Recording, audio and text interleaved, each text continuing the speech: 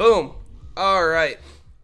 So there's a lot of stuff. Lot of stuff to go over, dude. That was a crazy day yesterday. And I think we just go by like one by one from all these teams, and we just kind of talk about what we think is happening. Yeah, and just like evaluate the teams as we go. I mean, obviously, so we haven't even filled in all of these yet. So this is like what we were dealing with before. But yeah, the first one is defined. Then this one changed a lot. E.g., I think they're sticking with Jizuke. They were going to go Licorice Impact. It looks like they just get Impact. Ignar should be the support is what the rumors are. So from what I'm hearing, it's not going to be Johnson. It might be Deathly, or it might be somebody else for the AD carry position. I was also hearing Lost somewhere. But I don't really like a lot of these moves. So this is like where most of the information is being leaked on Reddit. This is when things are being signed. Hey, the Santorin things looks to have gone through. TSM's roster, man. I actually hate TSM's roster. Yeah, so people have been saying it's lost, but then also people were saying like it could potentially be Deathly, and then now Deathly might not be for CLG.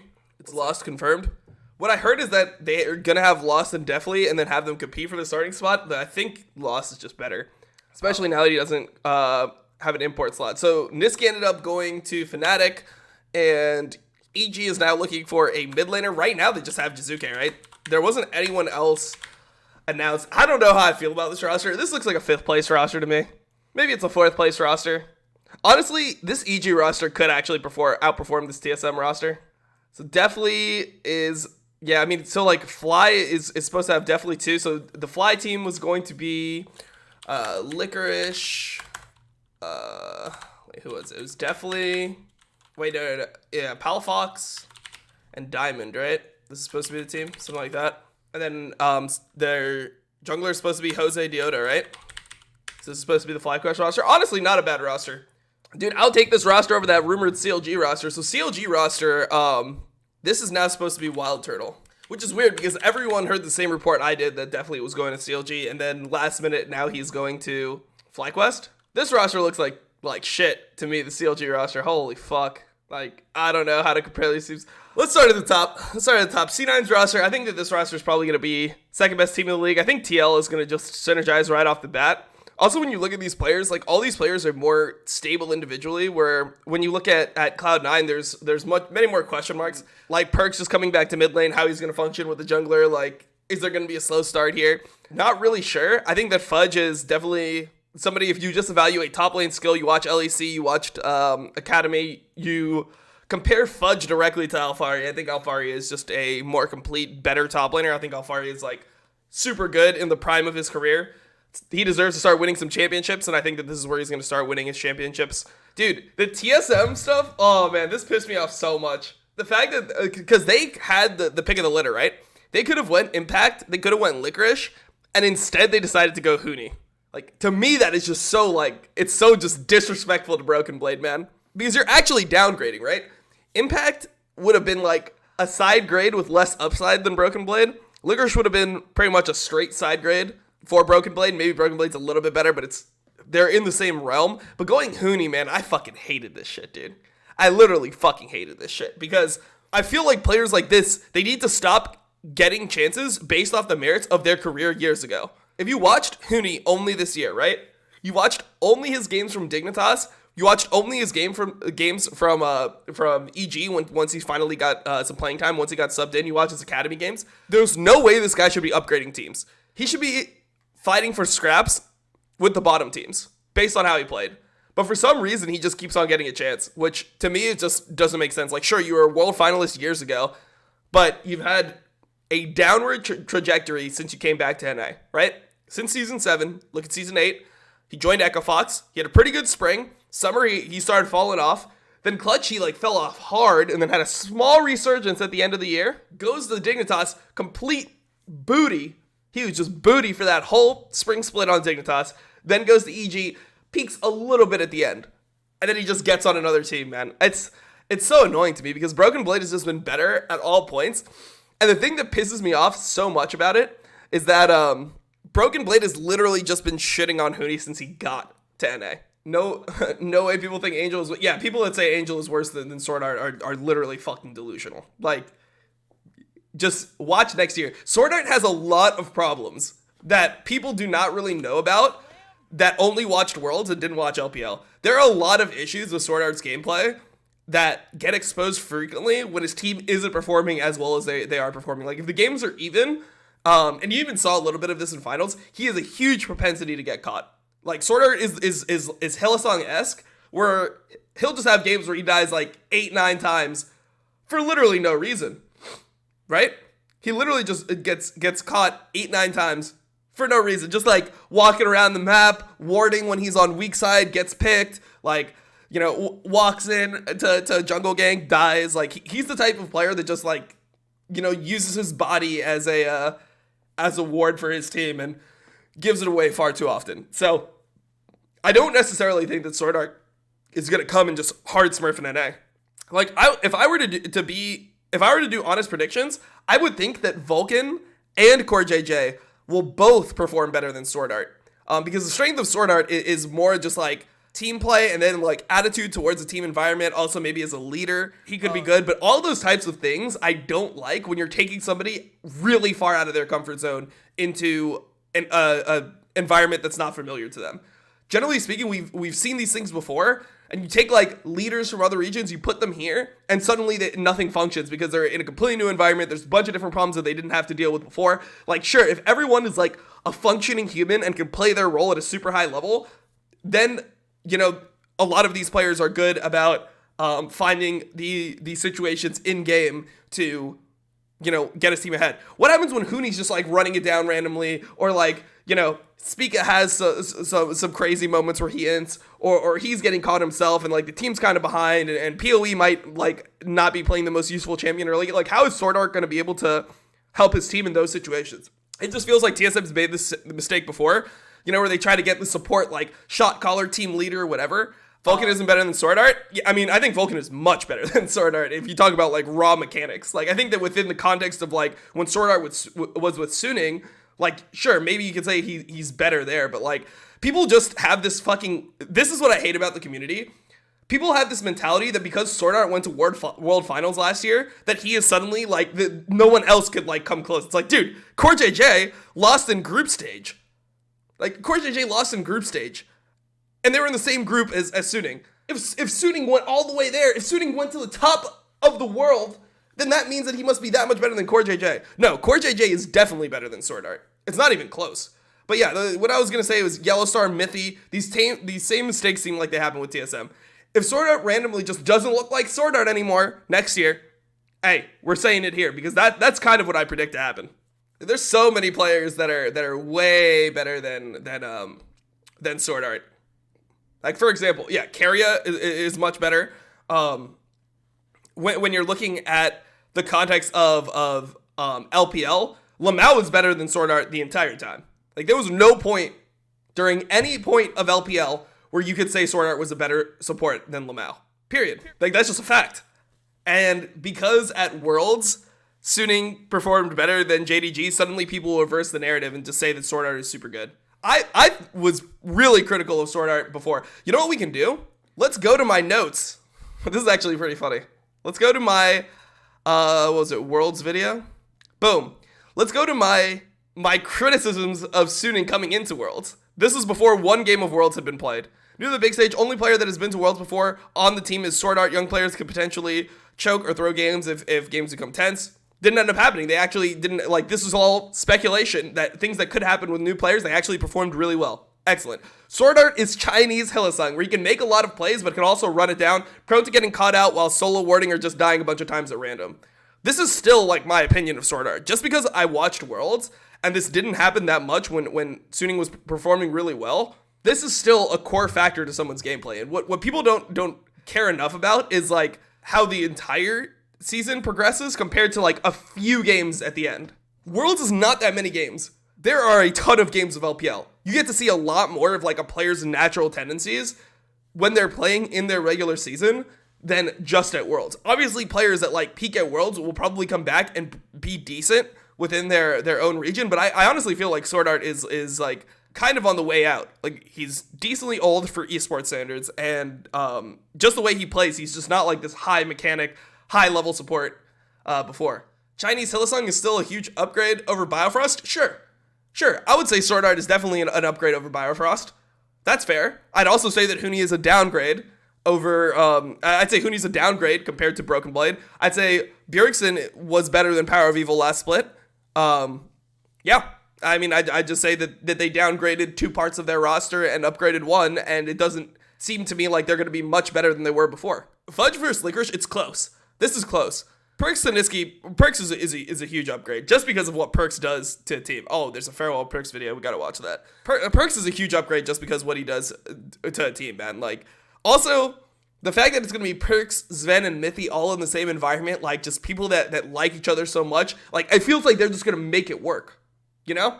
Like, you put people that have had success before, that were champions before, you put them in back together, they have that just, like, that feeling. It's kind of like the same way TSM had that little bit of, like, bromance with Bjergsen and Doublelift and Biofrost. Like, the fact that they all got back together, you know, like, you just believe in your teammates because you've done it before. Whereas when you're playing with new players that you don't really know, it's not that same feeling where you're like, oh, shit, well, like, what were the values that, you know, my former teammates that I was champions, like, had? Like, let's say this wasn't Perks, this was PoE. Then Sven would be questioning, but when we won a championship with Niski, like, he was really good at enabling Blabber. Maybe we need that type of player to function around Blabber. I don't think there's going to be that stuff. Mithy leaked? This was leaked a while ago, guys. This wasn't even leaked by me, man. You guys got to follow the rosters. Mithy has been rumored with Cloud9 forever, and they're even memeing to each other on Twitter, dude. Niski was so garbage, he made everyone worse. Niski is super underrated. He is super underrated. The fact that people are saying that Nemesis is like potentially worse, or Nemesis is potentially better than Niski based on how they both played recently, it's crazy. Yeah, look, they even have Mithy leaked here on this thing, guys, and you guys are saying, man, fuck you guys. I don't want to hear this shit. Anyways, my point about them being in a comfortable environment, I think that this is a recipe for success. Blabber is just mechanically always at the top of his role. Vulcan is mechanically always at the top of his role. Fudge, I think, will fit in well to the roster. Young, hungry, he just seems capable. This guy just has that, like, champion blood. Like, when you look at Fudge, right? He started competing, second split of OPL, won, went to Worlds, came to NA, played on Academy, won both times in Academy. Like, that, I like seeing that out of a player, you know? Even though it is lesser regions, like OPL, it's Academy instead of LCS. The fact that every time that he's came in, he's been able to, like, adapt to his competition and just top it in a quick time frame, to me just thinks that, like, he's smart enough to figure out what's happening. Sure, maybe when he lanes against Alfari for the first time and he's playing a bad matchup, he's playing something like Jackson to fucking GP or Camille into Alfari's GP, and Alfari's just like one of the best GPs in the world in terms of early laning. He gets fucked, and he has to adapt to that situation. Sure, that could happen, but I feel like he's smart enough to, like, watch the replay, try to figure out what went wrong, and I definitely see a lot of upside here. I think there could be a ton of upside here for Fudge. Like, I could see him being the next Licorice for sure. I would much rather have Fudge than Huni on my roster. If I had to choose right now between 2 top laners, even with them both being residents, right? Because Huni's not an import anymore. He's now officially a resident. I would still take Fudge. Astralis reveal, yeah, I'll watch that later when we want to just fucking puke. And when we want to just throw up, which is honestly pretty good, you know, we're gaining some weight. Like, I'm not down with, like, the bulimia and shit, but, like, if I want to lose some weight, probably I look at the Astralis hype video or whatever, and I see that roster. Puke it out, you know, lose a couple pounds, and feel better about myself. Nice. I mean, we can just look at this. This is, like, the roster. So definitely was rumored for a while. Now people are saying that it's going to be Turtle here. That's interesting. I think Turtle Smoothie probably will be okay, but I still think this roster is, like, bottom of the table. Like, I don't know. I think FlyQuest roster will probably be okay. They're going to be competing with, like, rosters like CLG. IMT is going to be towards, like, the absolute bottom. Dig will probably be okay. There's going to be a top 5 for sure. Golden Guardians is going to be bad. Like, I think the worst 3 rosters coming into this are going to be IMT, or the worst 4 rosters. The bottom 4 for sure will be going into the season in terms of, like, the evaluation right now. Your bottom 4 would be Golden Guardians, Dignitas, CLG, IMT. IMT, I think, will probably be the worst team. If I had to guess, I would say that IMT will be the worst team. Revenge, Xerxes looks like he's on the way out. He had a really bad last year. Xerxes looked not like himself. I've always rated Xerxes really highly. I thought he was super good in 2019, 2018. Just, he's the type of jungler I like. He's very efficiency-based. He plays the game similarly to like how I ideally want a jungler to function, where they just try to make the best decision at every point. Low risk, high reward, just always makes the right play. I like that about him, but in 2020, he was just way too passive overall with his pathing. He wouldn't really gank. It just felt like every game he was just farming only. And his lanes like were super good, and he wasn't able to find a way to carry. Like the last roster he played with, you got to make that shit work as a jungler, bro. You look the worst if you're not able to make it work, right? Obviously, Nuke Duck is kind of like a black hole in the mid lane. But if you're playing last year with Upset, who is one of the best AD carries in Europe, if not the best mechanical laning AD carry in Europe, and then you have Alfari, which is probably the best mechanical laning top laner in Europe as well, you have two of the best players in their positions. The fact that they aren't there, like, I don't know, man. The fact you can't get any wins with that's really rough to me. Like, I don't know. It made me value Xerxes a lot less. So this roster, also Revenge is going to be super raw. I think Revenge is, like, good in lane. I'm not sure how he's going to function in LCS, though. I feel like he's a good laning top laner when it comes to, like, killing the enemy top laner. But in terms of, like, wave manipulation, how to play side lane, like, how to play with his teammates, I think all those things, like, are going to need improvement. So, yeah, I don't know how this is going to work. Insanity, I'm actually pretty hopeful for. But then, like, their bot lane is Raze and Destiny. They literally don't have one star player on the team. That's my problem with both of these rosters, like the CLG and IMT roster. It's like, okay, at some point, who is going to fucking carry the team? Who's actually just going to, like, big dick the game and carry the team? Golden Guardians as well. Like, with FlyQuest, you can see people that have carry potential. Like, Palafox has more carry potential than Pobelter. Players like Licorice, when they're on, he was able to carry a bunch of games for C9, right? In Spring, he carried a bunch of games. There's carry potential on this roster. That's what makes them scary. You look at 100 Thieves. We haven't talked about 100 Thieves at all. We'll get into them in a bit. But you look at the roster, Closer, carry potential. FBI, carry potential. Someday, carry potential. Like, you have people that can step up, carry the game. Even on TSM, right? Like, Power of Evil has carried a bunch of games domestically. Spica can pop off. Doublelift, when he's in form, can be a really strong AD carry. Like, Doublelift and Sword, like, they have the potential on their roster to be good. Just because I don't think that they're going to be a top team doesn't mean that, like, there's no world where it can happen. I just think that it's less likely. EG, you look at this roster, like Lost and Ignar, man, this could be a scary bot lane. I see Lost and Ignar kind of similarly to how I could see FBI and Hui. They remind me a lot of how their lane will probably play out. Ignar is good about finding like a lot of picks and kills in lane, and Lost is the type of player that once you get him rolling, he's not going to make a lot of mistakes. Like, he's very mechanically sound. Huni has carry potential. He also has potential to run it down and solo lose you the game. That's the problem with Huni, is that he is way too much of both, right? You want like 80% chance to carry and like 20% chance to hard run it down, right? Like I think Bin is a perfect ratio for a top laner. Nuggery is a perfect ratio for a top laner where they can carry the game like a lot of the time, and you know, sometimes they're just gonna fucking lose you a game. Sometimes they're just gonna pick Jackson to Kennen because their ego is out of control. They're gonna get fucking slapped and then have to just run it back, you know? And sometimes Nuggery's just gonna die 2 times in lane for 0 reason, and then, you know, you're gonna be behind because of it. It is what it is. Isn't Double pushing 40 already? He's 3 years younger than me, asshole. Hey, that being said, played against Double yesterday in solo queue and clapped him. All right, we're out here.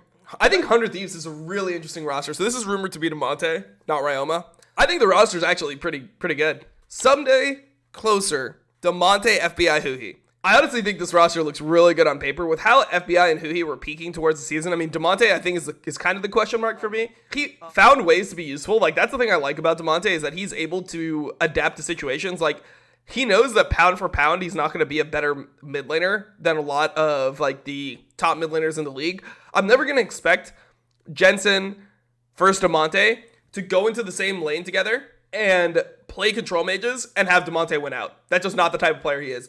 If I'm watching Azir Orianna from Jensen and Demonte, I have no confidence in Demonte. If I'm watching Syndra Orianna from those two players, if I'm watching Azir Syndra from both those players, I'm never expecting Demonte to actually outplay players. The thing I like about Demonte is that he understands like his strengths, and he picks matchups that he knows he's going to be useful in. So where a lot of other mid laners would default themselves into those matchups, if you pick Azir, if you pick Syndra, if you pick Orianna, he's just going to take the other control mage that's safe. he'll bring out unique picks and find a way to make himself useful.